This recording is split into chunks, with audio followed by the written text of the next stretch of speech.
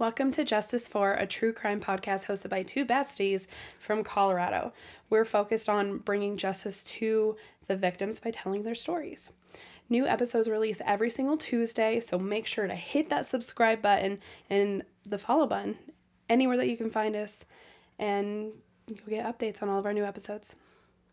Just a warning, this podcast does contain adult language and adult themes, such as assault and abuse of varying forms, so please listen and watch with discretion.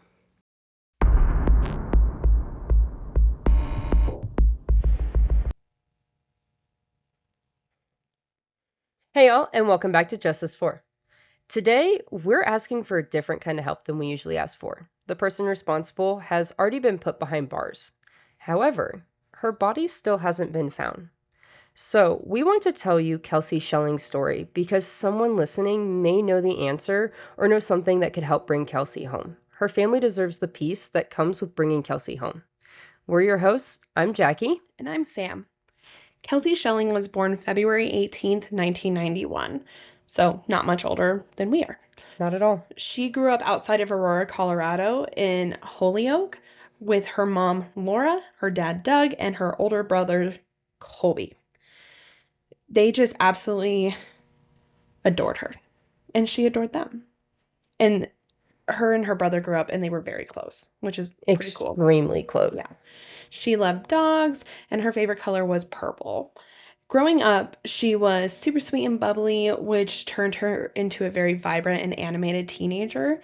She was someone you could always talk to. In high school, her parents ended up getting divorced, and Kelsie did not take it well at all.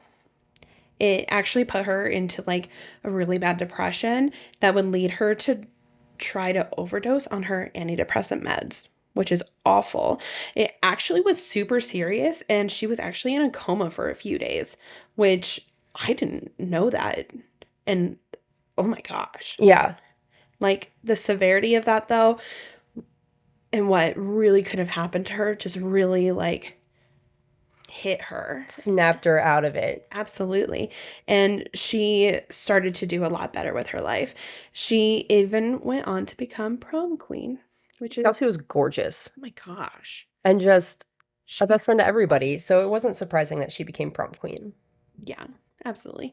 After high school in 2010, Kelsie attended Northeastern Junior College. That is where she ended up meeting Dante Lucas. Ugh. He was a basketball player and like a pretty big deal at the school and like at the time. If you can't see, we're rolling our eyes. I don't know what kind of eye roll I just did, but it was a good one. It was not. It was weird. But like that's what initially attracted Kelsie to him, and soon they started dating. Everything was super great at the beginning of their relationship, and they seemed to be like this perfect couple until friends started noticing Dante becoming like super controlling and getting into fights with her and like texting her mean things all the time. Whatever. Kelsie would really try to hide the bad things, but then bruises and marks started to appear on her, and it became super hard to hide. Became much harder to hide, I should say. After 2 years, Kelsie transferred to Vanguard University in California, and Dante transferred to Emporia State University in Kansas, where he continued to play basketball. He should have stayed in Kansas.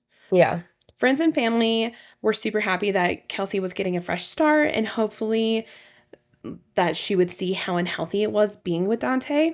And Kelsie absolutely loved California. She loved being able to go to the beach every day and hanging out with her best friends. I feel like she probably thrived in California. She did. She absolutely thrived in California. I mean, like, who wouldn't? Being 21, living in Cali, just, oh my God, hanging out at the beach all the day, going to school. Yeah. Thriving. And she was out there with her best friends. She was out there with two best friends. And so they all lived together and hung out and just said that she thrived there. Awesome. Love that for her. Makes sense.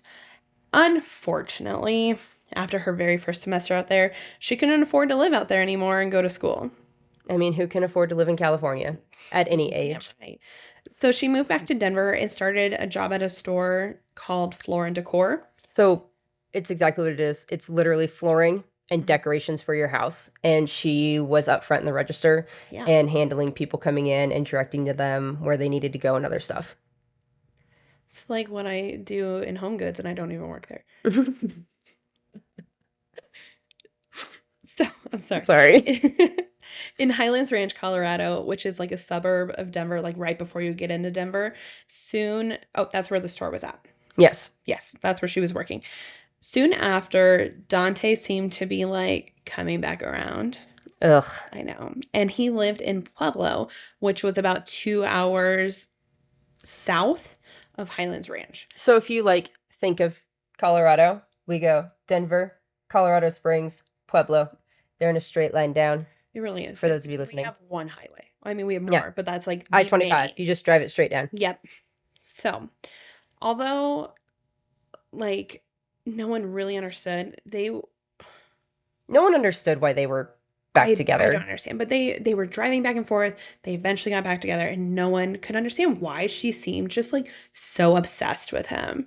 Cue Mariah Carey. Yeah. Like everyone described her as obsessed with him and they couldn't figure it out. Like it seemed like he was only interested in her and wanted to be with her to use her car and her money. Yeah. So, Kelsie actually lived in a penthouse in Denver that her dad had bought her. Yeah, and he had bought this apartment as an investment and had made a deal with her that she needed to save up money by February to find her own apartment that she could afford. But in Dante's eyes, she lived in the penthouse in Denver and she had a car and she had money and was better off than him. And he probably knew already that he could control her and do all these Because he was things. already doing it. He was already doing it. So, in the beginning of 2013, Kelsie found out she was pregnant. With this pregnancy being a surprise, Kelsie was understandably scared at first because she was young and things were rocky with Dante, and she didn't know how her mom would react. But once the shock wore off for Kelsie and she saw how excited her mom was, Kelsie's worries just started to go away. Her mom was so excited. Her mom was so excited, and Kelsie was so excited about this baby. She was so excited to become a mom. Yeah. And she even picked out a name for her baby, and she wanted it to be baby Kadri. And if it were a girl. And so she was so excited. But she still had to tell Dante. And Dante was described as being very much on the fence about her pregnancy. 1 second he would be happy and excited, and the next minute he would be mad about it. But he spent more time being mad and upset about this pregnancy than he did anything. Maybe he needed to be medicated. Probably. So, and Kelsie and Dante were fighting a lot around this time. Okay, so on February 4th, 2013, Kelsie had an ultrasound appointment scheduled at 10 a.m. It was confirmed that she was 8 weeks pregnant. Both her and the baby were perfectly healthy, and Kelsie even had a name picked out. Like we said. I'm not gonna lie to you, you said Kadri, and my mind instantly went to the abs. Yeah, and honestly, I don't even know if I'm pronouncing it right because of the abs. Such big abs fans. Yes. And I've heard it pronounced a couple different ways. Yeah. So yes, every time I do think of the abs. I understand. It's a Colorado thing. I'm sorry. We digress.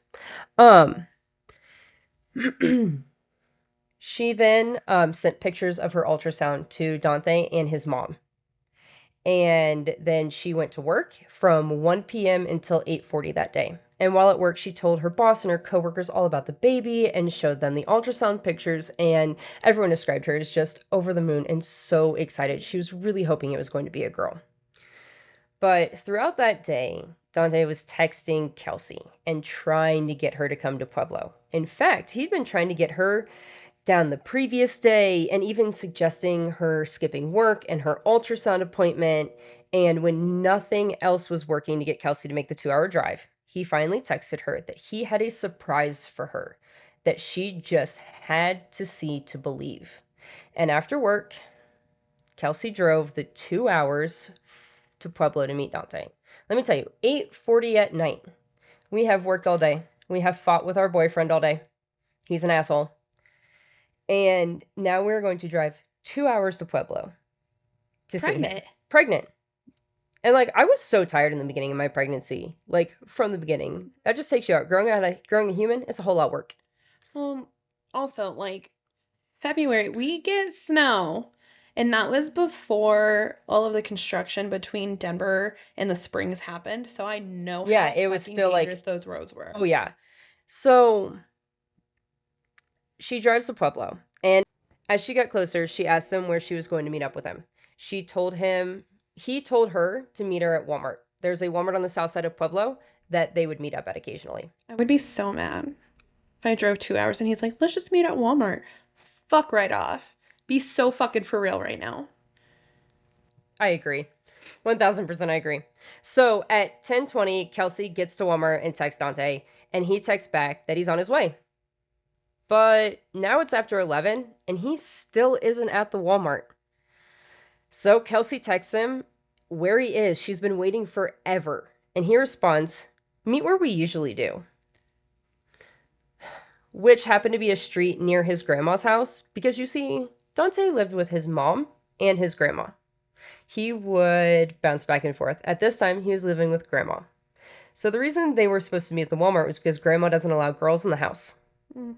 Okay. So they had this meeting spot like a couple streets over from grandma's house that they would go to. So at about 11:18, Kelsie says she's at the spot.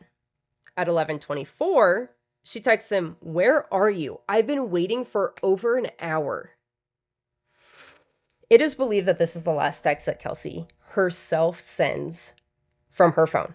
Mm-hmm. Please listen, that she sends herself. Mm-hmm. Oh, I Okay. caught that shit. Don't worry. So after this text, her phone will go silent until about 2:42 a.m. Mm. There are other texts sent from her phone after this point, but from here on out, her phone and Dante's phone will ping in these same locations until Kelsie's phone dies on the morning of February 7th. This sounds oddly similar to what happened with Kelsey Barrett's phone. Why are Kelsey's in danger here? Please don't name your child Kelsie if you live in the state of Colorado. I have friends named Kelsey. I need to warn them. You should. God. So the next morning, Kelsey doesn't show up for work at all. Her manager texts to see where she's at, and Kelsey responds that she's at the doctor's and not having a baby anymore, and it's just going all in the wrong spot. Yeah. Growing in the wrong spot. Yeah. Not going. You know. But her boss thought it was like strange since she had just had an ultrasound of the baby growing in the correct place. And Kelsey said her and the baby were completely healthy. Like she showed this ultrasound off at work. To everyone. To everyone. They all saw it. Yeah. Whatever. Kelsey's mom called Dante that day and asked him if he had heard from Kelsey. And he told her she drove down the night before they talked. And then she went home at around 2 a.m. And that was it. Friends and family had been calling Kelsey, but she just wasn't answering their calls. Instead, she would just end up texting them. None of the texts sounded like her, though, and they weren't punctuated the way Kelsey would normally text. By the end of the week, her phone was going straight to voicemail, which is something that never happened. So Laura, Yeah. Kelsey's mom, and Kelsie were in constant communication all the time. They talked all day, every day. So the fact that Kelsie wasn't answering her phone and was texting weird was a major red flag to her family immediately. Absolutely. Later in the week, after Kelsey still wasn't answering any calls, Laura ended up asking Dante if he knows where she could be, and he actually suggested that she could have gone back to California because she was just constantly talking about going back there. Which, like, if she was doing so great to go back, like, yeah, but she would have told her fucking mom. Right? Which, I don't know. Her mom just thought, like, this may have been possible, but then Saturday, when Kelsey's family decided that something was like definitely up, and they went to Kelsey's apartment to check on her. They were just like, this doesn't feel right. Let's go check her apartment. So they then discovered she obviously wasn't there, and nor was her car. And since she wasn't answering any calls and she was only texting back, something's up with her phone Yeah. going straight to voicemail. Like, something's definitely wrong. So they ended up reporting her missing in Denver, and her case would eventually be transferred down to Pueblo. On February 12th, Dante was brought in by the police for an interview. This was a few days after she had been reported missing.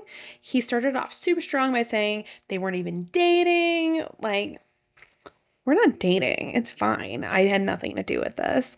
He then went on to say, oh, actually, she did come down like late at night on the 4th, like early morning on the 5th. They talked and they drove around Pueblo until she dropped him off at his grandma's and just like went off on her own. He then texted her later to come back and like, oh yeah, come to my grandma's house where you're not actually allowed at and get some sleep. Whatever. He said when they woke up, they went to Parkview Hospital where Kelsie went in and came out 2 hours later saying, like, I'm not pregnant anymore. Because that makes complete sense.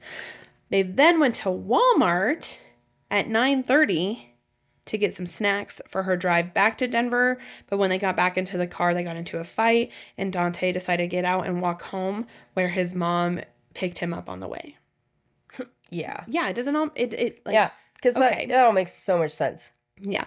Also, during this interview, Dante was telling them how Kelsie could be suicidal and actually recalled that time in college where she tried to overdose on the antidepressants from earlier and was like, she's super into partying. And he made sure that he really let them know, like, she is such a sweet girl, but we're just not together anymore. And so the time that Dante is bringing up about her overdosing in college was her second time. So in college, she decided to take some pills again, but she immediately told one of her friends, and something immediately had happened. But this was during the time when Dante was starting to get really physically abusive as well. So I hate that she it's thought her interesting. only option was that. Yes, but it's interesting that he's bringing this up Yeah. in order to take away from him. Yeah. And also another thing, him saying that she went off on her own and him telling her to come back to sleep gets changed to, in another interview, she slept in her car outside my grandma's house. Ew. And then the next morning we went, because remember, grandma doesn't allow girls in the Yeah. house. Okay. So the police start investigating Dante's story, but Parkview Hospital had no record of Kelsie ever being there on any of the video surveillance. Her insurance wasn't contacted, and when they went to find Kelsie on surveillance at Walmart, they found her car, but not at 9:30 like Dante said. It was like noon. Really quick. Also, like, I feel like he was trying to insinuate that she went to the hospital to have a schmushmortion. No, he's just saying that they were going to the hospital to confirm her pregnancy. That's the entire point of the hospital Because of she this hadn't story. confirmed that before. Yes, because they were confirming her pregnancy. There's many different stories that he will tell about why they go to the hospital. Also at 7 in the morning. Okay. Yeah, there's a lot of different stories that he's going to tell about why the hospital comes into play. So it was more like noon. Yeah. That the car got there. Yeah, and not only that, they caught Dante at an ATM in Kelsie's car alone at 11:39 a.m., where he withdrew $400. Right after this, he parked her car at Walmart, got out, left, walking away, where a car picks him up. By the way, it was his mom. He didn't lie about that part. His mom really did pick him up. Yeah. Wow. So my mama picked me up. Then, on February 6th, they are like, so the surveillance cameras they're watching, dated February 6th at 7 a.m. They watch as the same guy approaches the car, gets in, and drives off. And how do police know it's the same guy? Well, it's because I forgot to mention something. Oh? Dante is 6'7". Basketball player. He's a tall man. Good God. So we're not just like looking for an just... average man. Yeah. Yeah. So it's pretty hard to mistake him for anyone else, right? I went to prom with a guy who was 6'7". Even in heels, I was like this. Yes, you're like looking up. My poor neck. But just remember that. Like, it's very obvious to tell who this is in the surveillance. Wow. But the thing is, as he approaches the car, the lights flash. As if, when you unlock your car with a key fob. which means the person getting in this car has the key fob. But this is Kelsie's car, and we haven't seen Kelsie. Mm-hmm. So, February 15th, Dante gets arrested for identity theft. So, he was arrested for taking money out of Kelsie's account at the ATM. But nobody really knew this because they sealed the arrest affidavit, which is strange because it was for identity theft and not murder or anything serious. Like, why are they doing this? I So no one really knew why he was arrested. Kelsie's family eventually does find out. Yeah. So while they have him, they decide to interview him again. Naturally. And confront him with the holes in his timeline story through what they found. And in all of this, he tells investigators that Kelsie would let him use her debit card occasionally, and also occasionally let him use her car. What was he using the money for, though? So he told them that he used that money to pay his phone bill. And when they asked where Kelsie was during this time, he goes, I don't know, maybe at Parkview, followed by, I don't know, my time frame is messed up. He then asks for a lawyer, and of course, that ends the interview. This is when Dante stops talking and cooperating with the police and her family, but not that he was ever cooperating with her family anyway. Yeah. These charges for the identity theft would go on to get dropped because it was proven that Dante was allowed to use her debit card occasionally. And so it wasn't identity theft because he was allowed to use it before. How can they prove that? Like, honestly. Like, maybe, like, text messages or witnesses, things like that is what they used to prove that. That's fair. So after the charges are dropped, Dante's mom, her name is Sarah, she does an interview with the police. And they wanted her to convince him to do a polygraph. And he never does. He just doesn't do one. But she does admit to picking him up from the Walmart on the 5th and gives him an alibi for the 6th. Says that he was at home. And also says that he was not capable of doing this. I mean, like any good mom would. I'm just kidding. A good mom does not cover for their child when they murder people.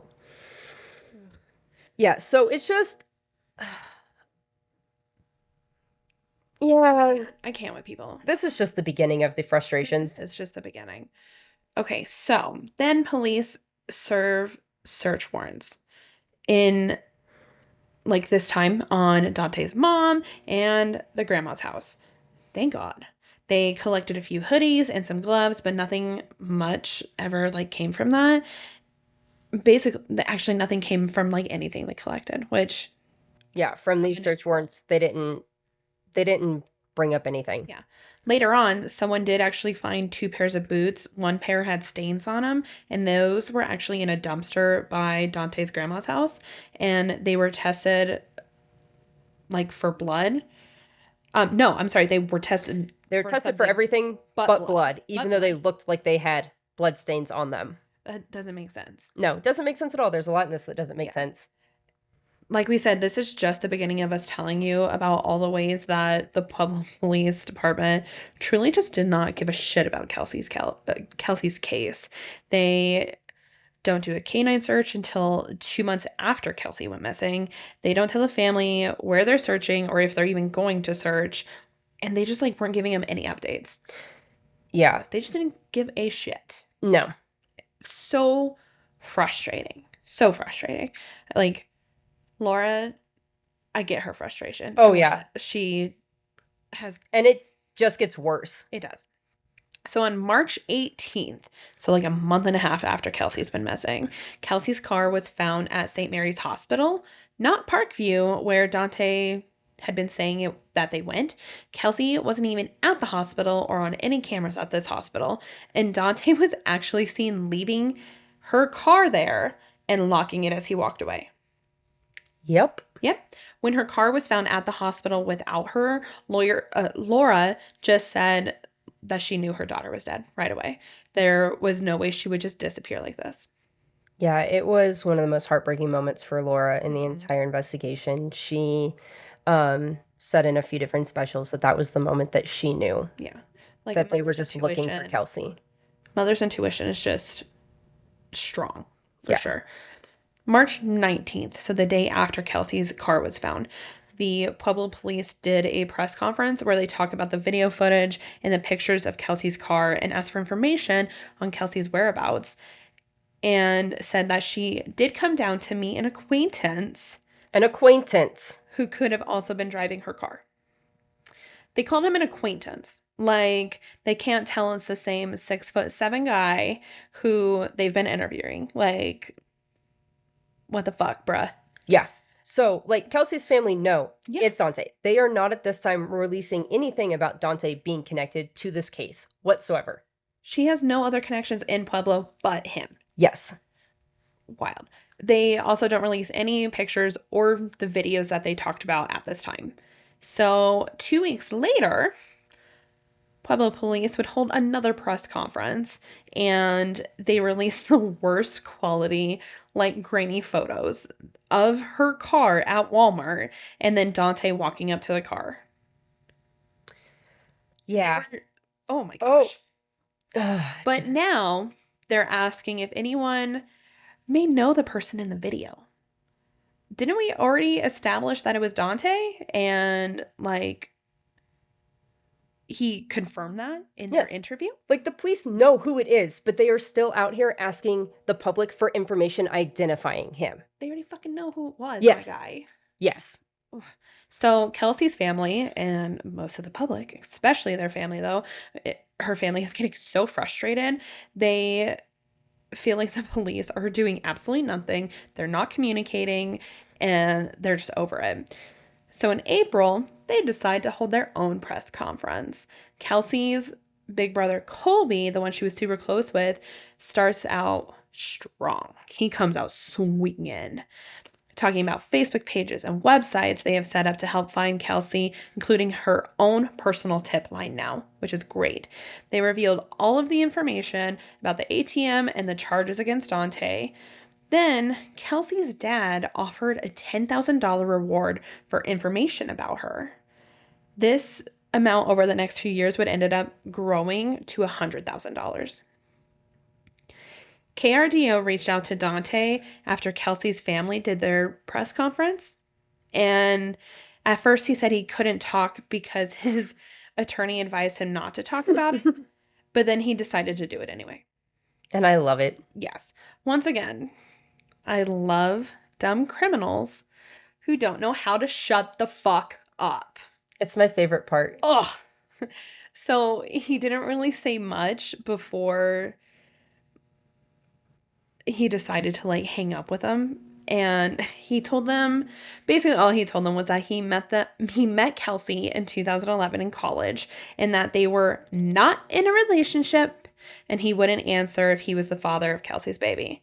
He was like really going hard on this. We didn't fucking date. We didn't date. Yeah, it's the one thing that he does stay true to, that they weren't in a relationship. Why though?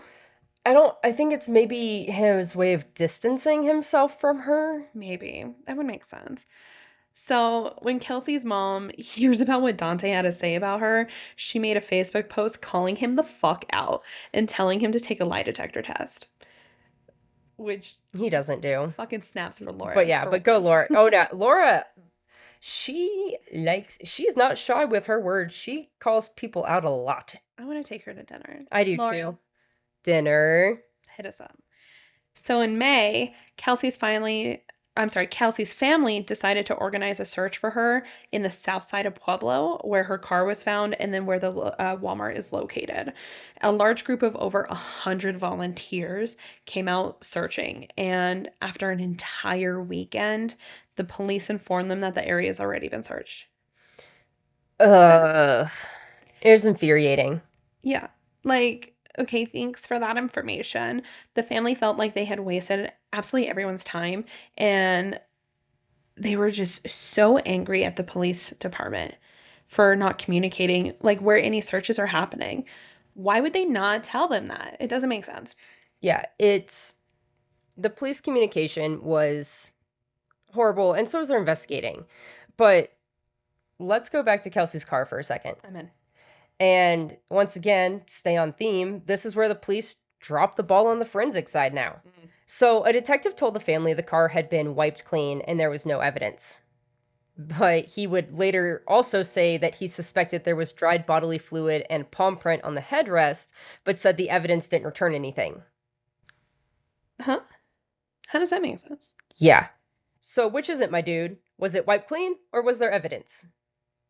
So the family hired a private investigator, and he found fingerprints on the visor side mirror, damage to the undercarriage, along with human hair in the undercarriage. There was also a hair collected from inside the car, and it would later be determined to belong to Dante's mom, Sarah. The police officer who was present for the family's evidence collection refused to take the evidence to be processed. He told them that they would have to use a private lab to do it. In July, Kelsie's family learns about a search being done for Kelsie in West Pueblo, but it wasn't the police who informed them. They found out on the news as it was happening. Nothing ever came of that search. Then, nothing. It doesn't seem like the police are searching or doing much. Meanwhile, Kelsie's family has attracted a large amount of followers and supporters for Kelsie. The website is constantly being updated. Flyers are going up everywhere in Pueblo and Colorado Springs and Denver, and Kelsie's face was everywhere. Yes. Everyone was looking for her, except for one person. And I know y'all already know who it is, but can you guess? I can guess. I have a feeling it was two people, though. I was going to say Dante And his mama? and his mom. Never. At one point during the years-long investigation, the police actually investigate somebody driving around in a van taking down missing posters and flyers for Kelsie. Around the Walmart, Southside Walmart area, around the area that Dante's grandma lived. Wild.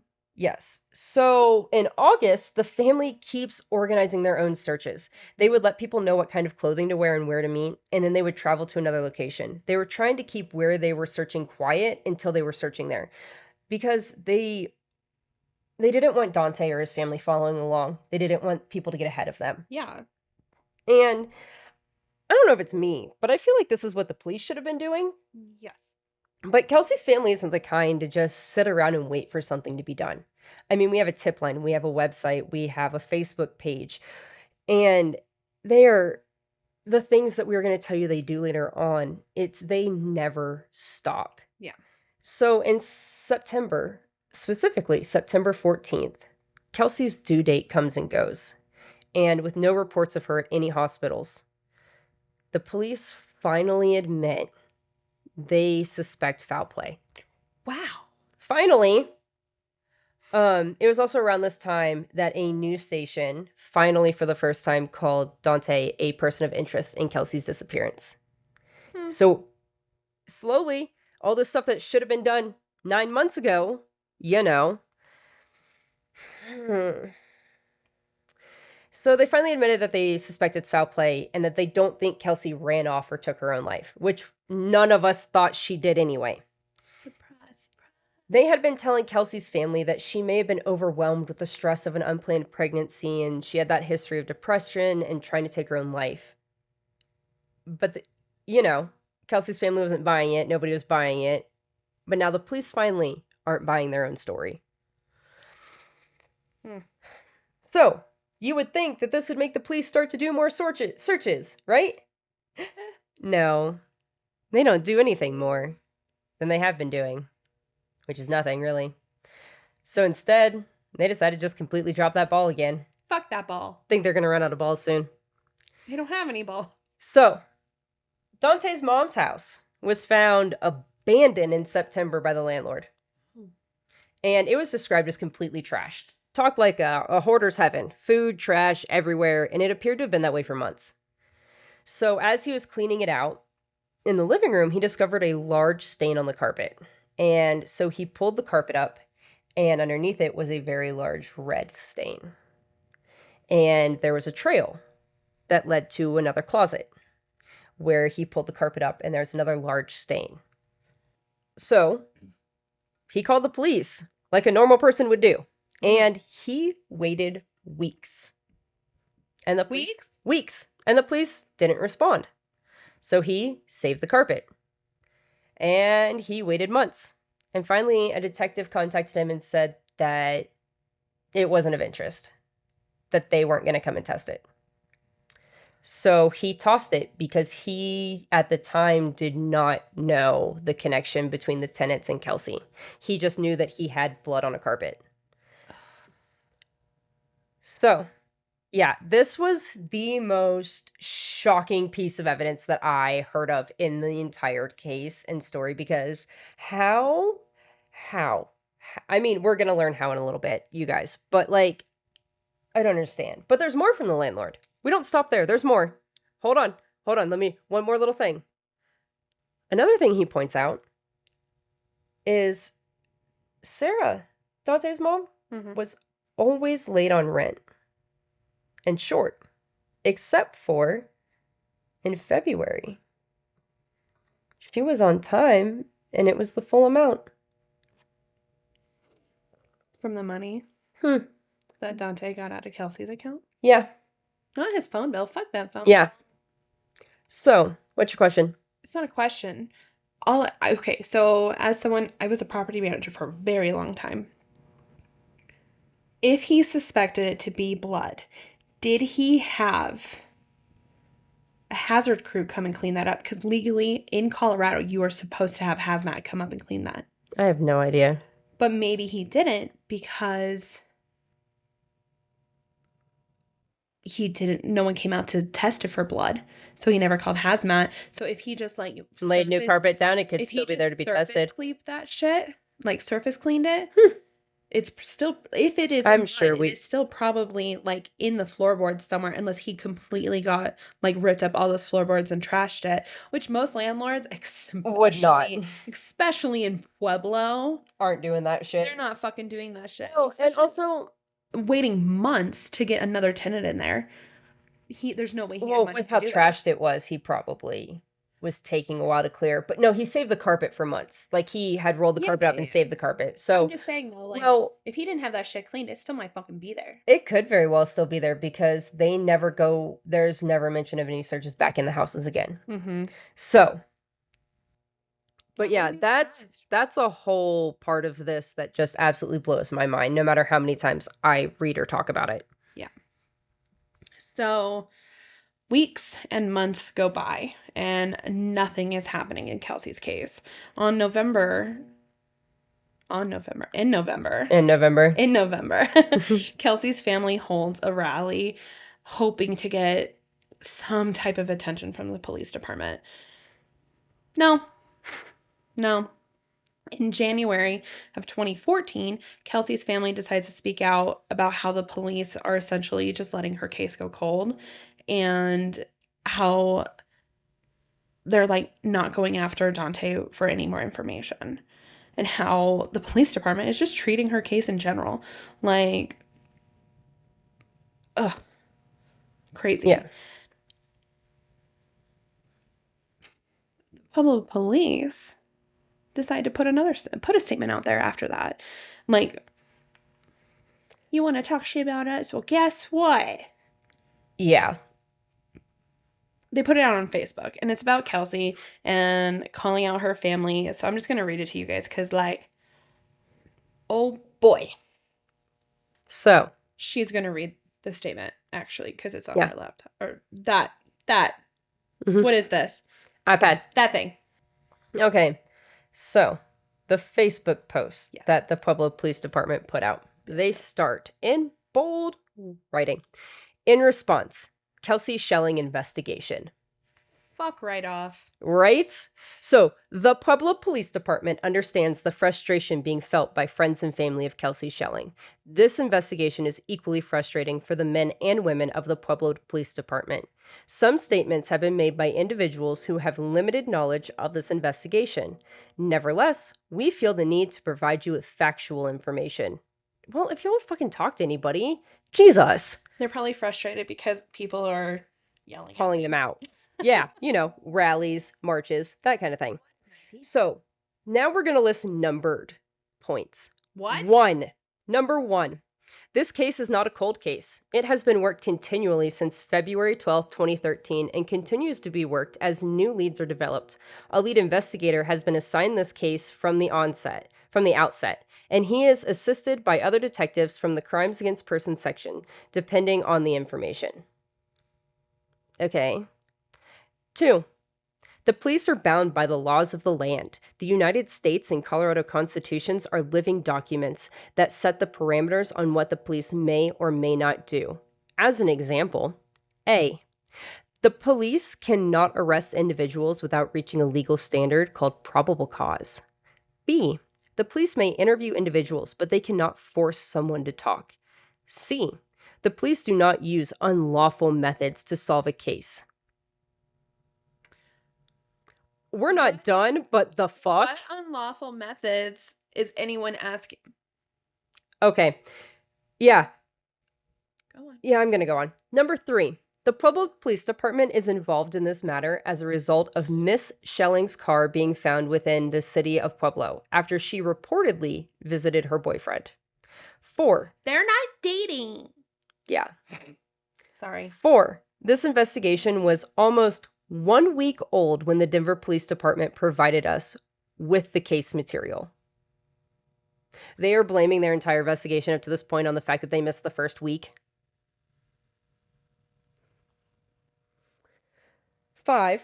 Our investigator has been in constant contact with the family, particularly Miss Schelling's mother, throughout this investigation. I'm sorry. No, you haven't. The family just continually has been telling you guys that you guys haven't been talking to them. Yeah. They're finding shit out from the news. Right? Miss Schelling's boyfriend has been and continues to be a person of interest. Well, yeah. Once you guys were forced to look at it that way. Mm.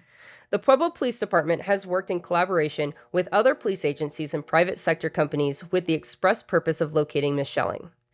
8. The investigators assigned to this case are dedicated professionals who, besides the members of her family and friends, may be the only other advocates for Miss Schelling.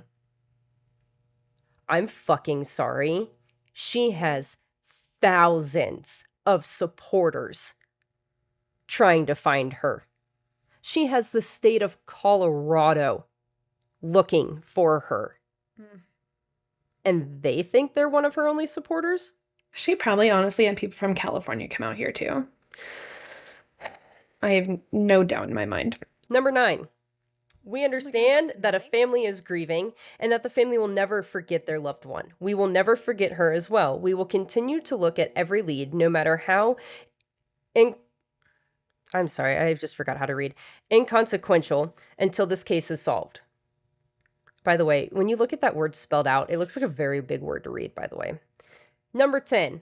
If anyone has any information on the disappearance of Kelsie Schelling, please call the Pueblo Police Department. And they list all the Pueblo Crime Stoppers.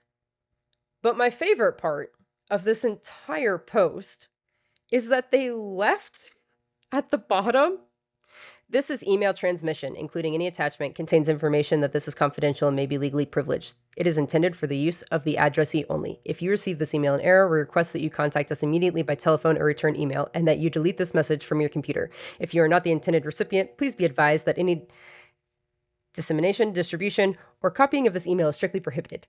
Jesus Christ, you read that so fast. I did. I kind of sounded like the little blurb at the end of movies or beginning of movies. It's fun. Really did.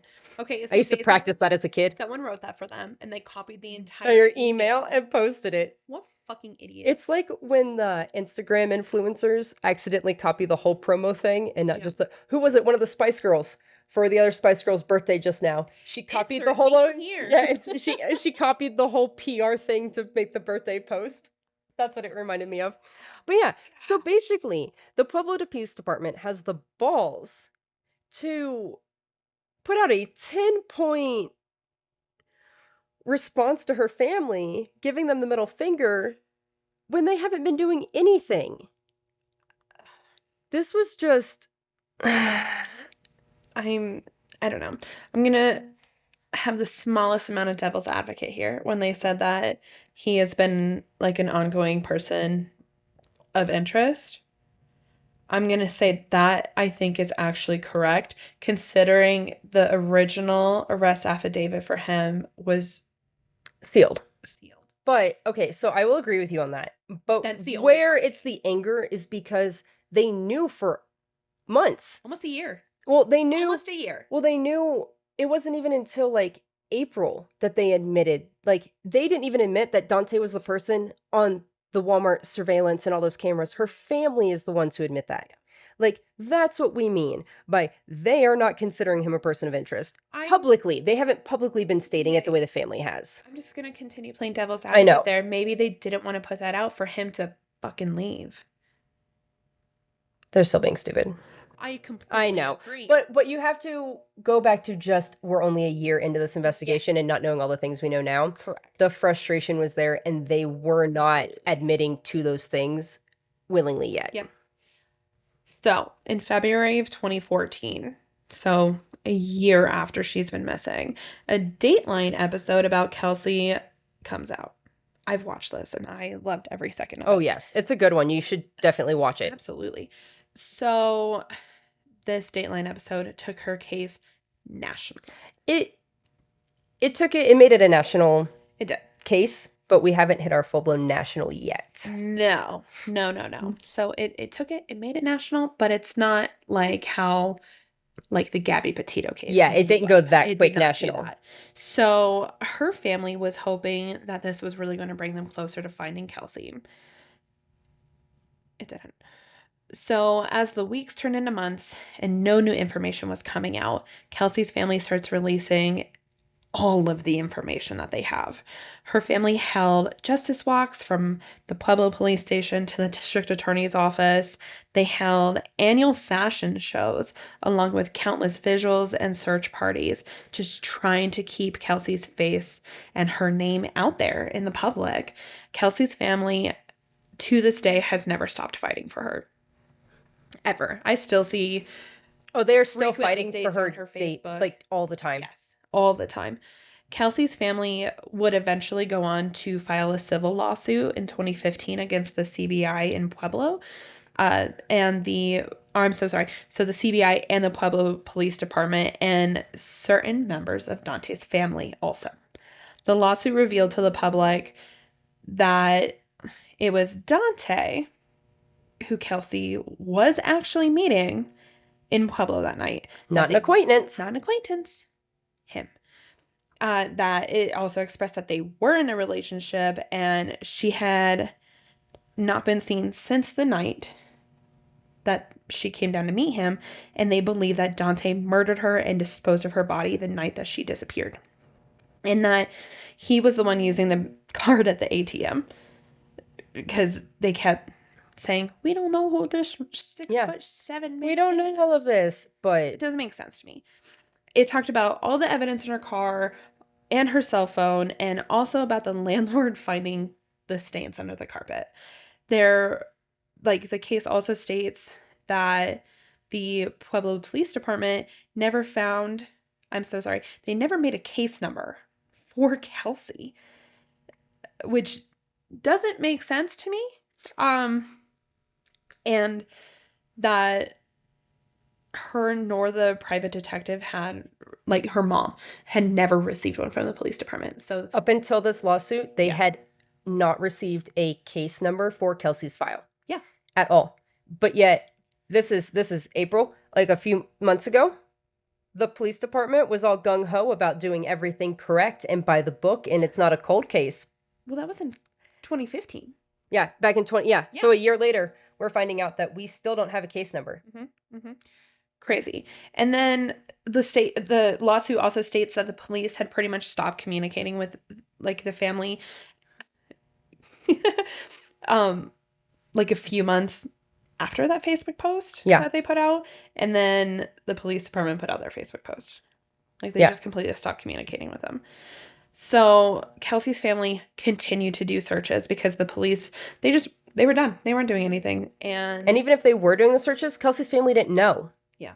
So they didn't stop. They haven't stopped to this day. So on February 4th, 2016, so 3 years after Kelsie had gone missing, Colorado declared February 4th as Missing Persons Day in honor of Kelsie. 2 weeks after this, Kelsie's family's lawsuit gets dismissed. Which was absolutely gut-wrenching for the family. Mm-hmm. Like, we got somewhere with her getting Missing Persons Day and them acknowledging Kelsie and all of that. And then 2 weeks later, everything that they were hoping for got dismissed. Yeah. Still in February of 2016, they ended up raising the reward for information in her case up to that 100,000 that we talked about for the month of February, like hoping someone would immediately say something, like come forward and tell them what the fuck is going on. Yeah, so 100K that's a lot to get you talking. That can be life-changing for some Yeah, people. it can, especially people living in Pueblo. Oh, yeah. But Sorry, we don't mean to hate on Pueblo, but I hate on Pueblo. that's where we just don't go in Colorado. Yeah. Nothing came of it, though. Nothing. So later in 2016, 2020 decides to do an episode on Kelsie. And this was the final push that Kelsie's case needed to become a major national news headline. Now, not only was Colorado talking about Kelsie, the US was talking about Kelsie. The whole country was. So in this 2020 episode, they investigate a message that came into Kelsie's family saying that Dante had paid them to kill her, but he just couldn't bring himself to kill Kelsie. Paid a friend, paid this person who's messaging them. Oh. Okay, so a random person came in to the Facebook page, and it was a message to Kelsie's family. And they said that Dante had paid them to kill Kelsie, but they didn't have it in their heart to kill Kelsie, so they sold her into sex trafficking instead. But she can be returned for a price. Oh, fuck off. So the police are like, eh. But ABC, they're like, come here. So they start talking to the guy and they set up a meet and they go to meet this guy. But he walks off and he gets into his car. Okay. Well, then turns out this other family pops up and says, hey, same thing happened to us. Like they got the same message. So they go over and try to catch this thing again. They end up catching this guy and he has no idea who Kelsie is or the other girl. It turns out to be somebody who is scamming families of missing people. Just an absolutely horrible, shitty, icky thing for someone to do. But it was a lot of time and resources and got these families' hopes up. It's just something awful out there. That's crazy. So, and this guy that they did, he said that he was just supposed to meet somebody for money. He was just collecting money for somebody. And they were like, you don't think this is weird? And he's like, no, I'm just doing what I told. People just scam fucking anything anymore, don't they? It's absolutely ridiculous. And this is also when we find out that there was a sighting early on in California of Kelsie, a supposed sighting that never worked out. Which is why police were still on that, she could be in California, ran off. Yeah. So the 2020 episode was massive, massive, massive for Kelsie's family. It really did get it going again. And of course, we are still holding rallies and justice marches and fashion shows and vigils and doing everything. But we're going to fast forward a year to April of 2017 because this is where a lot starts to happen. And some of this stuff we didn't see leading up before, but this is when we randomly saw those excavations. But we're going to get to those. So, in April of 2017, Kelsie's family, they write a scathing post about Dante. I love that word. Scathing. And it reads, the luring of Kelsie to come to Pueblo by her boyfriend and father of her unborn baby began before she was to go to the doctor. It's obvious from whatever his plan was, he wanted it to happen on Friday 3rd, 2013. Or February 3rd, 2013, so that she would never make it to her first appointment on February 4th. Kelsie refused to go to Pueblo on February 3rd, but unfortunately, his persistence caused her to finally make the trip after her appointment, and she finished her shift at work on February 4th. This was premeditated crime and should be treated as one when justice is finally handed down. So that was kind of out of nowhere they posted that. But I mean, once again, snaps for Laura. Absolutely. Then, out of nowhere, A few days after this post, the police began excavating Dante's grandma's backyard. I remember that shit. And like, I remember I was scrolling through Facebook and all of a sudden I was like, what the fuck? We haven't heard anything in years about a search or anything else, and now we're digging up his backyard.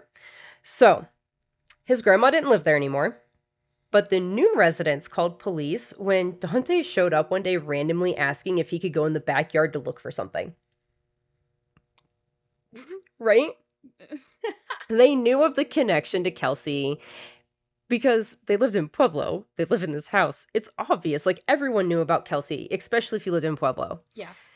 So And they it's just some random fucking guy. Yeah. I used to live here. I need something out. Not just a random guy, a 6'7" 6'7" dude. Okay. And so they definitely thought this was all a little sus. And the police did too. Yeah. So news crews and Kelsie's mom watched anxiously for 2 days. But all they carried out was just a few bags of evidence. And unfortunately, Kelsie wasn't found. And they wouldn't say what was found. They did say it was of evidentiary value. Now, later on in trial, it would reveal that something they found, they had to like dig up a tree, like a decently sized tree. But they found this like blue plastic with like hair attached in it. And yeah. So because of this and whatever else they found back there, a few weeks later, it prompted police to excavate a field about a mile away from grandma's house. Okay. And they dug up a creek bed. They were out there for a few days as well. And they actually ended up revisiting that site later on. Mm-hmm. So Kelsie's mom was present for all of this, and she watched every minute of it very closely, just hoping that they were going to find Kelsie. And this is where her relationship with the Pueblo Police Department is going to start to shift to a better relationship. And I know I was very skeptical at first, but it's a good thing. From here on out, we are going to get a lot better, guys. So she posts from the family. The past 2 days have been grueling and emotional, ending with the outcome we did not hope for. Kelsie is still missing, and there is no way for me to convey to you all the pain that I feel right now. Sincere, heartfelt thanks goes out to the members of the Pueblo PD, CBI, and Parks and Rec who worked so hard on this case, on this search for Kelsie. This was a physically demanding excavation for them, and we witnessed how hard they worked. Despite all the issues we have had in the past, the new leadership over Kelsie's case from PPD and active involvement from CBI is giving us hope that an effective investigation is finally taking place. More than anything else, we just want Kelsie and Kadri home with us. We will have no peace until that day comes. Your continued love, support, and encouragement helps keep our family going, and we thank you. So, this is when we have new leadership in Pueblo Police Department that is stepping up and making sure that they are communicating with Kelsie's family and they are in the loop and they are about it. I mean, Laura was at the excavation for 2 days. Mm-hmm. So, yeah, we're better with the police now. Yeah. So, 2 months after this, Dante's grandma's house catches fire. Just start at 2 months after this. I will. Why does my watch keep doing that? Keep smacking it on it. 2 months after this, Dante's grandma's house catches fire. But not from the inside. From the outside at like 6 o'clock in the morning. Wait, like the one she used to live in or the Yeah. one she currently lives in? Yeah. Yeah. Like Dante's mom's old house? Grandma's old house? Yeah. The one that they were excavating? The one that you were... Yeah. That house. Did it burn down? No. They got the fire out. It was okay. But yeah. That's suspicious. Well, yeah, considering your little statement earlier about the carpet. That's what I'm fucking saying, man. I mean, why else would you try to burn the house down? That's what I'm saying. But yeah, so that's definitely not suspicious at all that Dante or somebody was trying to burn his grandma's former residence down. So, Sarah, Dante's mom, is starting to get like really mad at reporters because they're harassing her. constantly for an interview, and then she finally decided to give one. She would claim she only saw Kelsie's car out front of the house, but she never saw Kelsie, just the car, and that she's praying for that girl. She admits to failing a detector test. Um, what Yeah. did she? She Okay. admits to failing a lie detector test, specifically about if Hmm. she knew where Kelsie was. Yeah. She then also says that she never has asked Dante where she is or if he did anything to her. Like, okay. Well, I Yeah. well, I mean, don't ask questions if you don't want the answer. So she also claims that she only met Kelsie one time. Okay. Yeah. She says Dante also told her Kelsie was losing a lot of blood in the toilet and he needed to take her to the doctor. What? Yeah. So this story is coming from when she was supposedly in Pueblo. Hmm. So that early morning. In the house that she's not supposed to be in. Yes. So we have her earlier with Hmm. police saying that she only saw the car up front, so that's consistent still. Hmm. Like, But this is her explaining why there might be Kelsie's blood in the house. oh no no no no no. No no no. No. So Kelsie's not at her house when she's texting Dante this. Hmm. She's somewhere else. So Sarah's literally implying that Dante needed to come and pick Kelsie up from wherever else she was in Pueblo because, she's got all those friends down there. Or she's in Denver and he needs to go and get her, but he has no car.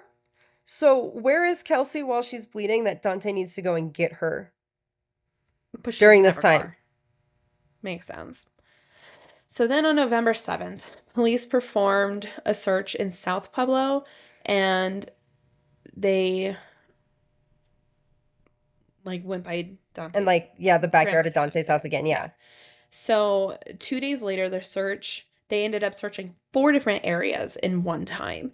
But we don't have to wait long to see what the searching was all about, thank God. Then on November 13th, 2017, it was a family affair as Dante, his sister, his mom, and his brother were all arrested. The whole damn family. But it wasn't for Kelsey's murder, Nope. it was for robbery. You know, a family that commits crimes together is a family that stays together. Don't say that. I don't I don't know. It works for them. Yes. Where do you think all this went down at?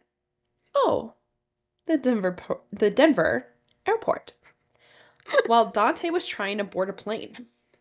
Um, it was also a plane to go to Arizona with a one-way ticket. Of course it was. Yeah, yeah. Well, why do you think he was going to Arizona? Well, that's a story for the trial because it's crazy. Oh, y'all aren't even going to believe it when I tell you guys. Yep. So we'll get into that in a bit. But after Dante was arrested, he admitted to moving Kelsey's car from Walmart to the hospital, and his story had just like completely changed after his first interviews 4 years ago. Now he says they met up near his grandma's house and that they went to some parties. He drank and did coke, and Kelsie apparently took Percocets, and then he took her to the hospital because obviously, Yeah, like fuck that Homeboy baby, forgot his apparently. entire original story Yeah. and gave this one. Yeah. So 2 weeks later, on December 1st of 2017, while sitting in jail, Dante was finally charged with first-degree murder of Kelsie. Finally. Finally, Finally. finally this man. We have two arrests before he actually gets arrested for what we need him arrested for. So, in August of 2018, Mm-hmm. Dante pled not guilty. Surprise, surprise.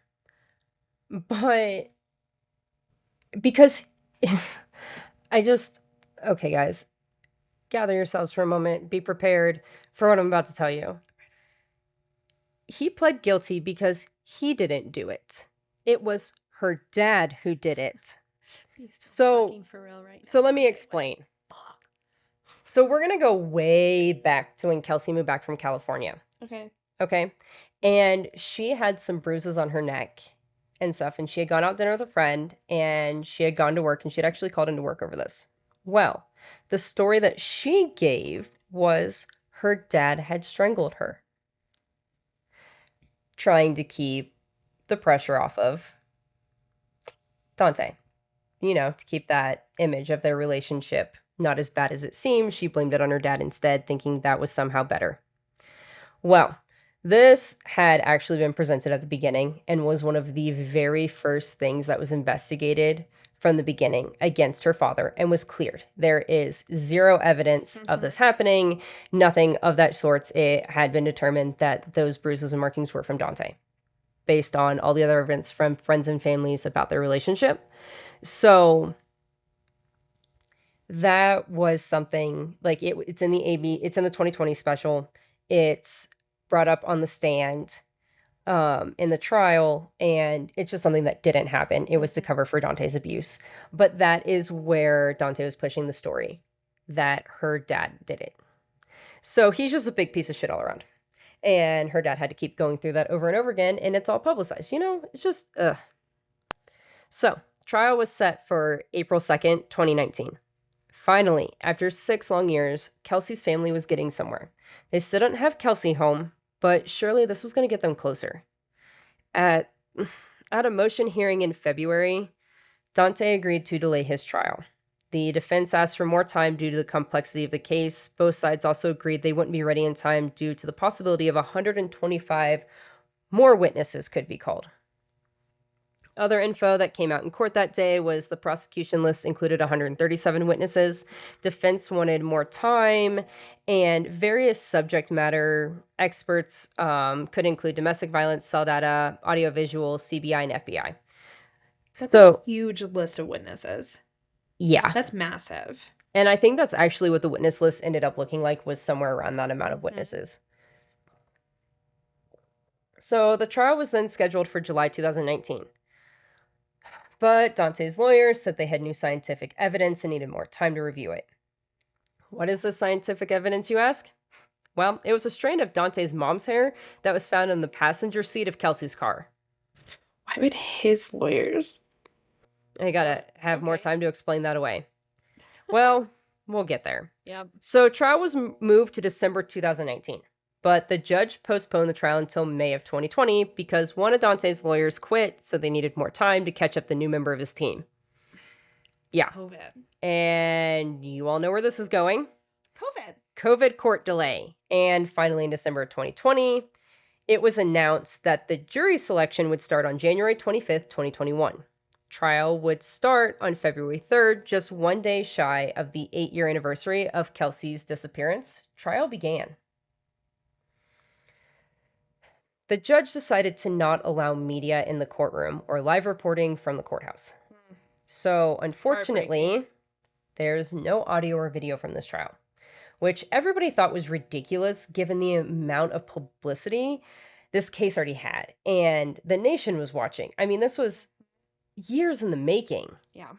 So there was a limited number of people allowed in the courtroom due to COVID restrictions, but the Pueblo chieftain and KOA5 tweeted live coverage from the trial and had daily trial recaps online. So definitely go in there, use their little search thing, and you can read through all the stuff. They did a great job of covering it all. Oh, to be a fly on that wall. Oh, yes. Would have been great. So prosecution in their opening statements immediately starts going in to the timeline and text message data, showing that after Kelsie arrived in Pueblo and then went to Walmart, she then went to the meeting spot by Dante's grandma's house. Her phone went silent until 2:42 a.m., where there was a phone call made from her phone, and that call was never answered. Fun fact, though, it was to Dante's little side piece. Yeah. That from her phone. From her phone. We're gonna get into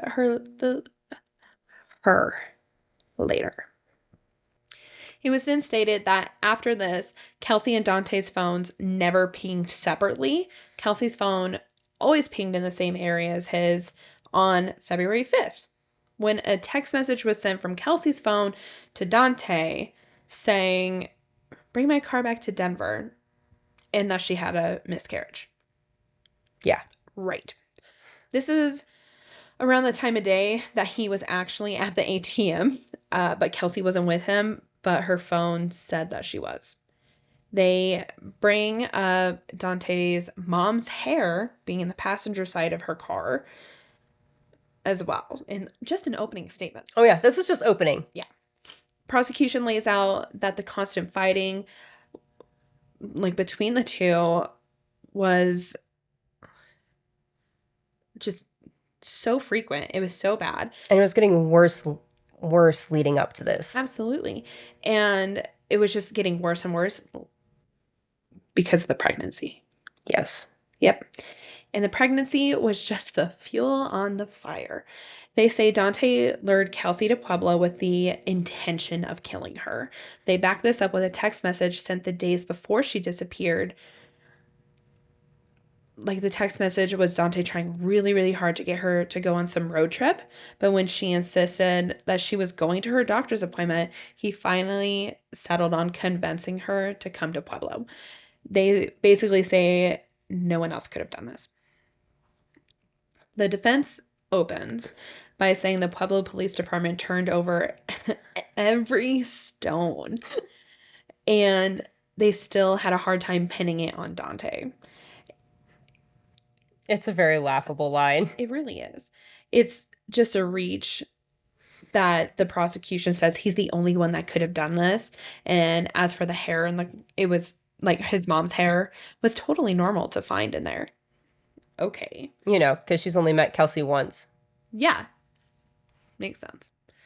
Laura is the very first witness on the stand. Her line of questioning mainly focused on proving that Kelsie was no longer alive.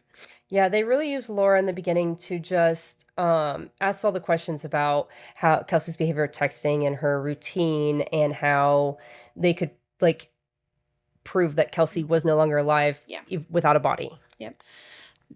Doug would also take the stand, so her dad took the stand talking about how the furniture in Kelsie's apartment seemed to be scuffed and that the bed frame was busted out. He also said it looked like as if no one had lived there. Like, the person that lived there was not clean. No, like everyone kept describing her apartment as perfectly kept. Yeah, like sorry, I read it wrong. You're fine. Like, it looked like no one lived there. Like, obviously someone lived there, but everything was so perfect and so clean and in place. She was just a clean person, man. It happens. Yes. Then we went on to hear from a jailhouse informant who testified that Dante told him that they would never find Kelsie. How fucked. Yeah. When asked how, he replied, his mom helped. Yeah. The defense comes back with his drug history and all the crimes, while the prosecution is... Okay, so stand by. Homeboy, the defense is trying to be like, he did this to get a lesser sentence. And the prosecution is like, nah, he just tells on people and it's always true. Yeah. And he's pretty good at it. I wouldn't even say lesser sentence. I would just say, like, oh, I'm just trying to, like, be cool in the jail. Yeah. Okay, so,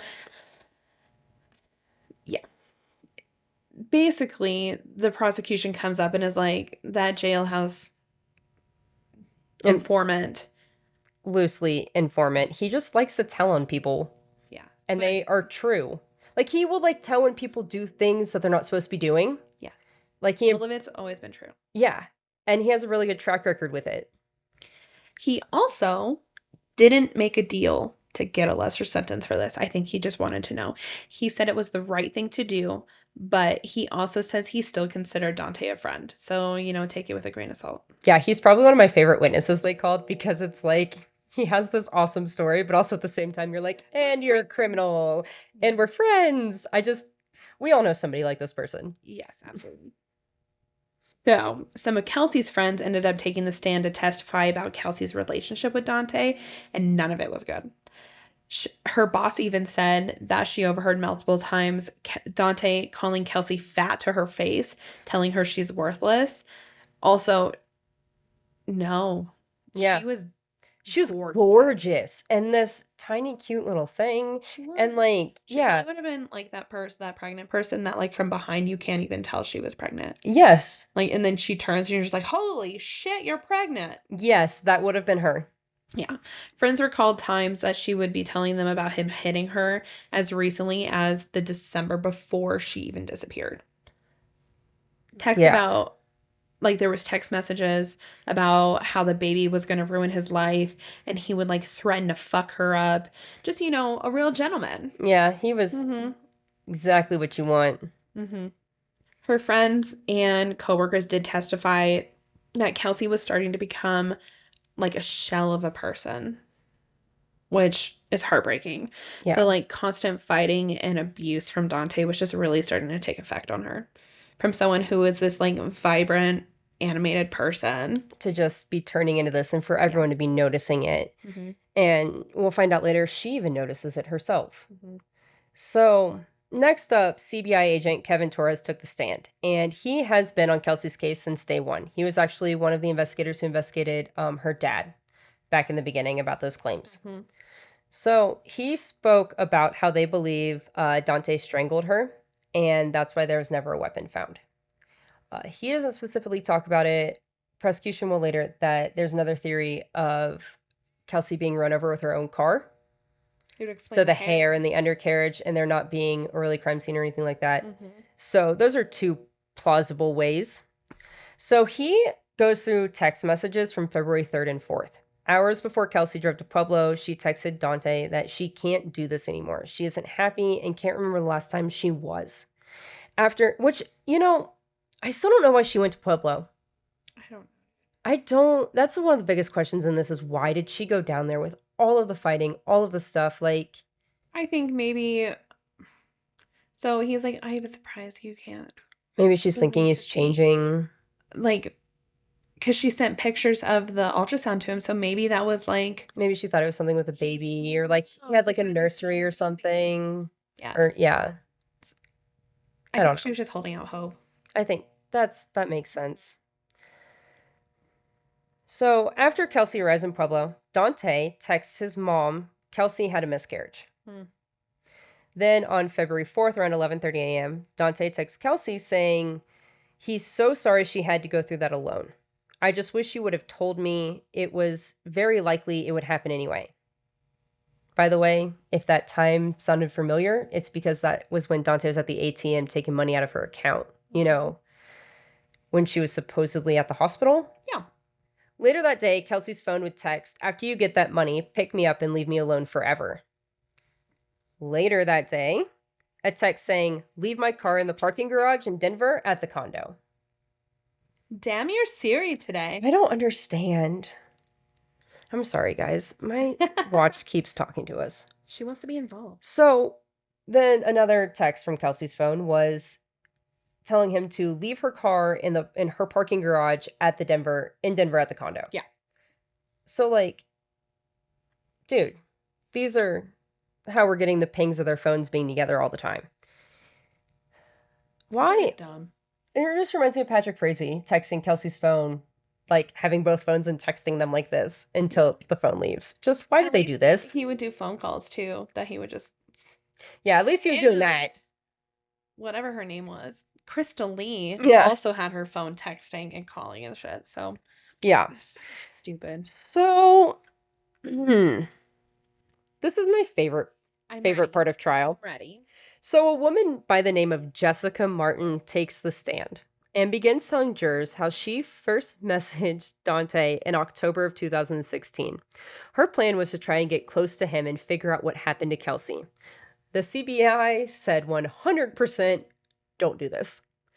But she did it anyway. And for the first few weeks, Kelsie didn't come up.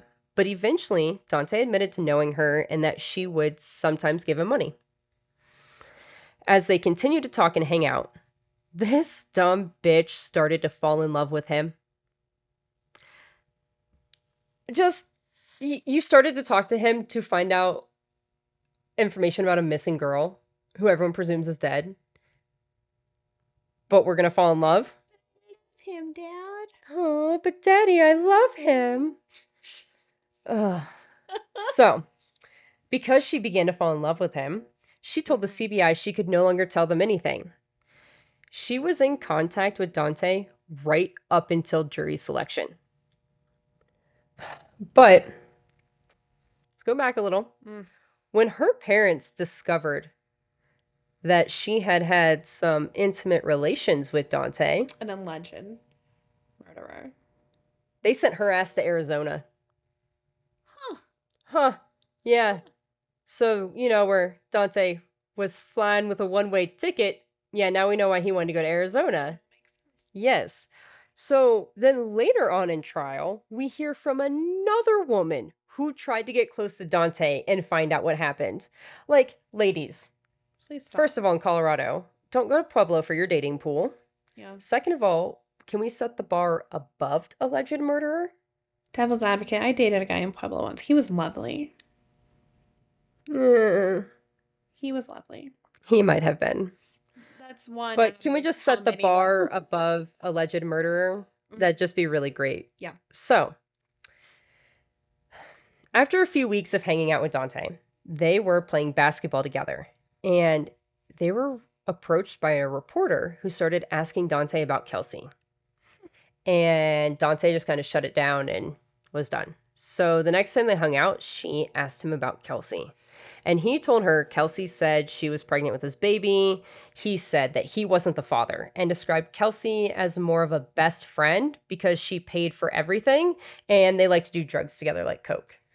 Why don't you pay for everything and why don't we do drugs together? I'm just Because I joking. have a child You do. and life is expensive. So it would be on me to do that. It would. And drugs are bad, okay? Yeah. Yeah. You're a dink. I am a dink. I'm not. A dink is dual income, no kids. I've learned about that recently. And I'm real sad I'm not. I love my child. She does. Anyway, so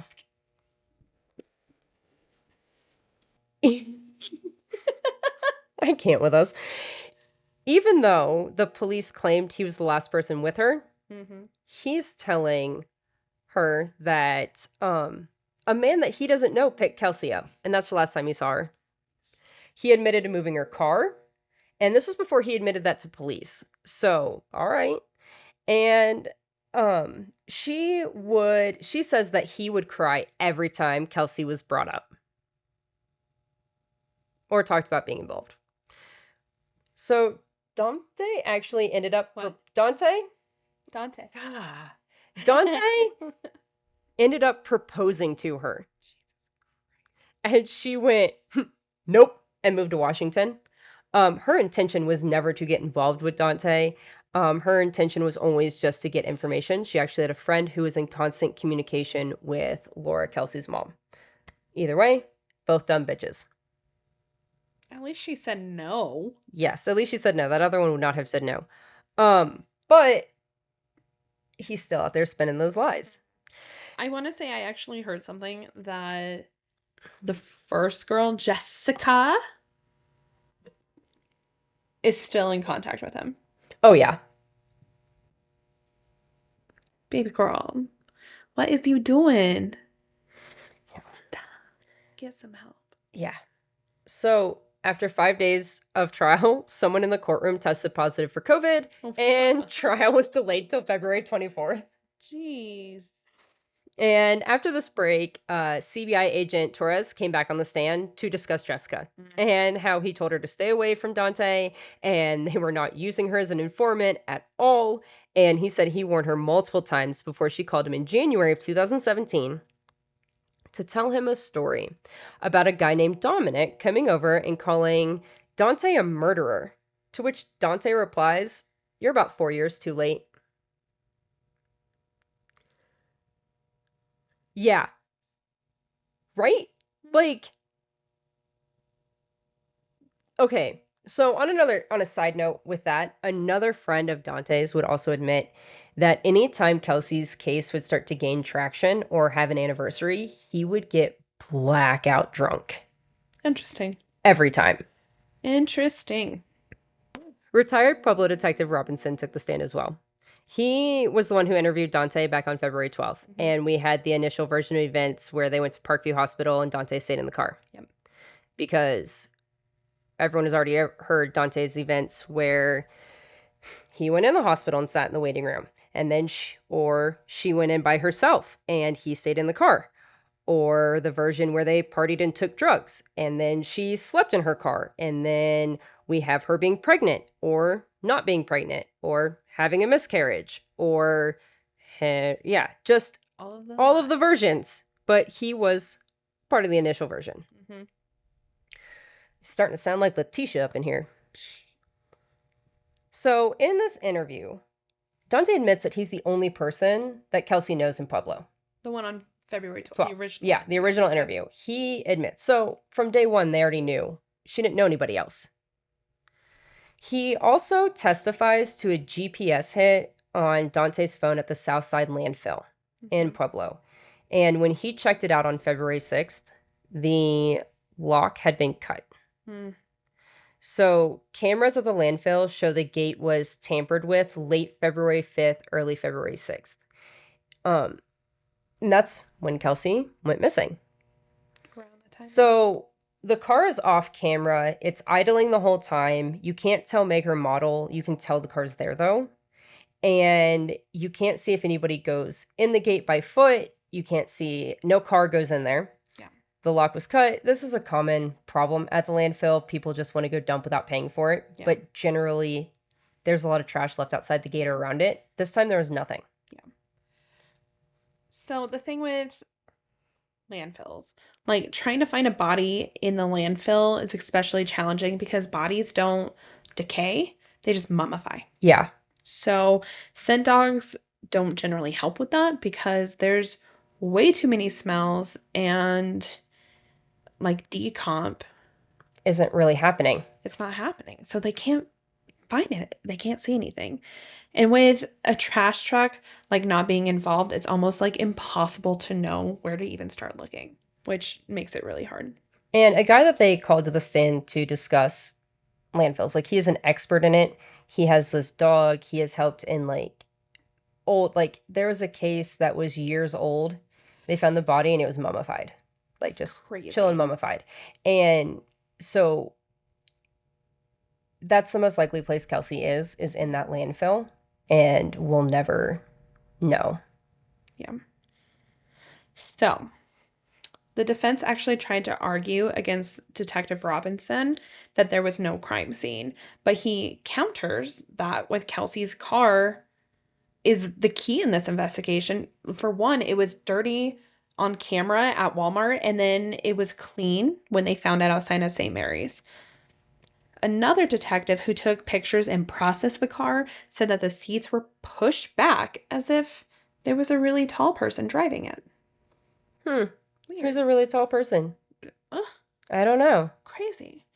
And of course, more evidence being found in the car there was a few strands of hair in the trunk, and in the one that was in the car, the passenger seat, being the one of Sarah. Yeah, Dante's mom, yeah. And the ones in the trunk were Kelsie's. Which, me personally, I have hair everywhere. Yeah, everywhere. And they couldn't determine whether that hair came from live or after decomp or any of that. Yeah, so it was really hard. The thing was, the car was released back to Kelsie's family, and it sat on a family member's property. And it was searched again, I believe, at some point and tested. So there was a little bit of question with that car sitting there for as long as it did. But we know Kelsie's family at this point. They preserved the shit out of that. They let it sit there. Nobody touched it. We know that. So. Yeah. Dante's grandma, Vivian, actually testified that she saw Dante coming into the house through the garage at 4 a.m. on February 5th. 4 a.m. Yeah. When they were partying. Yeah. And doing drugs. Yeah. Yeah. 4 a.m. So, I want to talk about Dante's text messages. Specifically, the night Kelsie disappeared. They're definitely interesting. And we're just going to go through them here all in one place. So we've heard we've heard all the ones between Dante and Kelsie. But he was texting and doing other things during this time period. So the text between Dante and his mom during this time, it's just so wild. So we've heard about him saying she had a miscarriage, Mm-hmm. but just listen. So 5 minutes after Kelsie sent Dante the "Where are you?" text, he texts his mom, "I want to make sure she didn't leave anything in the house. Then you can take her back home. What? Just wait." Sarah responds, "What happened? Are you okay?" Dante responds, "Yeah, I'm great now." Sarah says, "She's not pregnant?" Dante responds, "Kelsie had a miscarriage previous day." Sarah just seems shocked. And Dante then said, "All lies, 100% positive," and told his mom he was ready for the smoke and pancakes she owed him after Kelsie gets out of here. Like, what the fuck is he talking about? He hasn't even met up with Kelsie yet. She is still waiting on him. And he's over here texting his mom, like, "As soon as I get her out of here, you can take her home." Like, she had a miscarriage already. Like, and what the fuck does he mean by "you owe me a smoke and a pancake"? Like, is that a deal they A made about smoke and a something? pancake? Yeah, that's also what I kept thinking of. Right? But, like, were they plotting to do this and that was the code line? I don't know. Maybe. But, like, all of this is being texted while Kelsey's sitting out there waiting for him. Mm-hmm. The over an hour that he made her wait. Yeah. Bitch. So then he calls a financial service a little after midnight. My guess on this, it's her bank. See if they could, like, Assuming. maybe like seeing he was making her transfer money or he was transferring money or doing Yeah. something. I don't know. Then his and Kelsey's phone goes silent until 2:42 a.m. when Dante makes a call on Kelsey's phone to a girl he was interested in. Ha! Like a fucking dumbass. Kelsie doesn't know her. Her phone has never messaged or texted this person ever. So later that week, he also texts this same girl, telling her that he wants to eat her for dessert. Disgusting. It's ugh. Ugh. But she made the connection very early on about the things that were happening and immediately stopped talking to him. Thank God. Later on February 5th, he texted a bunch of numbers soliciting sex for money. What is up with people allegedly killing people and then having to go, like, get you some hookers? I don't know, man. But I will say, like, as I'm sitting here thinking about this, he must have been like a pretty top-notch narcissist. If he's able to get these two other chicks. I mean, obviously they're trying to be informants. One of them thankfully didn't go for it. But had this other person fall in love with him, had Kelsie wrapped around his fucking finger. Like, yeah. Yeah. It's probably because he was 6'7". And after like they hit 6'3", you're just blind. You are just kind of blind. You just see abs and pecs and it's over. Not all of them have that, baby. Although, if you're 6'7", your ass is not into abs and pecs. Don't even start that shit with me. But if you're 6'7", it's the only thing I can see. Football players. Yeah. I'm about it. Sorry. Oh, Sarah Lucas, Dante's mom, also took the stand, which was pretty great. They actually played a clip of her on the phone crying while she was in Vivian's car saying, "She's pregnant. She's in your house," implying like Vivian's Dante's grandma's house. Yeah. And then said, "I don't know, Dante is acting weird." Although she'd been claiming up to this point that Dante was acting totally normal. Yeah. After everything happened. Mm-hmm. She was asked if she saw Kelsie in the house on February 5th.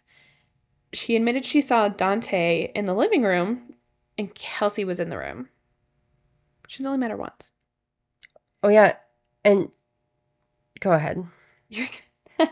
She also says she doesn't remember this call at all.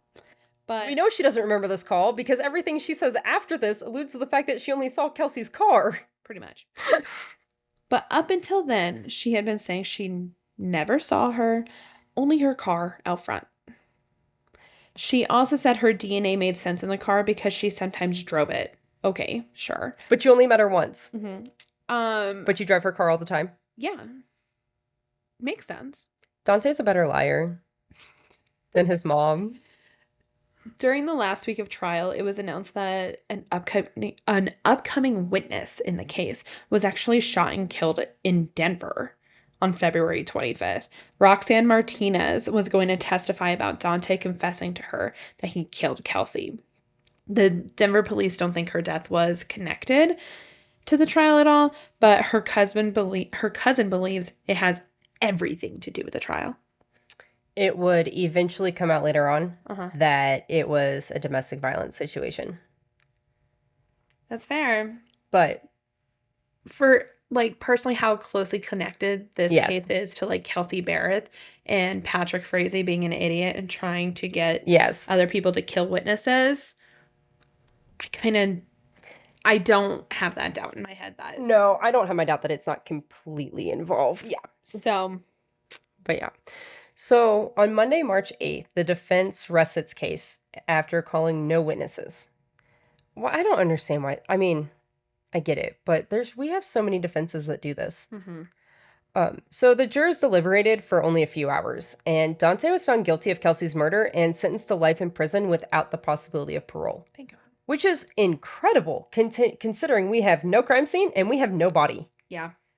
Incredible. Enough evidence though. Yeah. So, but yet Barry's ass is still out of jail. Oh my God, I know. So, a month later, on April 5th, Dante filed an appeal, but he would go on to lose that appeal on February 23rd, 2024. So, just earlier this year. Mhm. Thank God. Yep. So, Laura, Kelsey's mom, she delivered a hell of a victim impact statement. Good. And it is really long. Like, it's super long. I don't doubt it. So, we will have the Help Find Kelsie website linked in all of this, and you guys can go read her whole statement. But basically, she calls Dante out as luring her down there and that she cared so much about him and he used her, and wonders if he ever thinks about what he did, and that he never showed any remorse, because if he did, he would tell them where she is. That's probably also why he And cries every year. It's because he does think about what he did. yes. And I mean, I'm not saying it as a remorseful thing because maybe he doesn't cry every year. That was just with that one chick. Yeah. So trying to be like, oh, I'm sensitive. Yeah. But the fact that he has to Oh get no, that drunk was every another year. guy. That was like a guy friend who said that. No, it was the chick Yeah, that yeah. said Like that. it came with But that. the Yeah. friend was saying that he gets blackout drunk Oh every year. yes. So The chick he was the took time to crying. get blackout drunk, so the images aren't just chilling in his head. Yeah. This was someone that he had This a is the mother of close his child. relationship with. Yeah, and he's like, "Oh, we were best friends." Like, yeah, you probably were, but you fucked up, my dude. Yeah, and just goes on to like how much of Kelsey's life he took away, and her unborn child, and how she refuses to speak about how he makes her feel because he doesn't want him to win. But it is very, very, very important to Laura to bring Kelsie home. From day one, well, not from day one, since the time they found her car and she knew that Kelsie was no longer alive, it's all she's wanted. She could have cared less about Dante going to jail. If she has said multiple times that she would have gotten Kelsie back, he could have had a different outcome. She says that in her victim statement. And having Dante locked away for life is only half of Laura's justice. And Kelsie is still being searched for by the family. And the family is asking you to be on the lookout when you're hiking, boating, anywhere in Colorado, specifically in Pueblo. The Help Find Kelsie website is still very active. Her tip line is active at 1-855-4-Kelsie. There's still currently a $50,000 reward for the return of Kelsie or the location of her. By the way, Kelsie is spelled Kelsie. Yes. And there's also some items that are still missing from Kelsie's car that the family would want you to be on the lookout. We're going to post the pictures of these items on our Facebook page. They're also on the Help Find Kelsie website. But from her car, there's a tie-dyed teddy bear, a black rosary, a metal love sign, and a set of Chevy Cruze car keys. It may have a metal love keychain that's shown on the pictures. Other items include Kelsey's purse, her wallet, and possibly a pair of Uggs and an army backpack. Her family just, it's all they would have left other than her apartment, and they just really, really want Kelsie back. Yeah. So this leads us to a horrible stat that I feel like we will be repeating on here. Domestic violence is the lead cause of death in pregnant women. At least 20% of women will experience violence during pregnancy. But there's help out there. So if you or someone you know is experiencing domestic violence, you can call the National Hotline for Domestic Violence at 800-799-7233, or you can text BEGIN to 88788. It's available 24/7. Well, we hoped you guys enjoyed today's episode. If you did, please hit that follow and subscribe button. And if you have a minute to leave us a little review, it really helps. It actually goes a really long way. And we love hearing from y'all. So please go join the discussion post on Facebook, and we will see you guys for a brand new episode next week. Love you. Okay, Bye.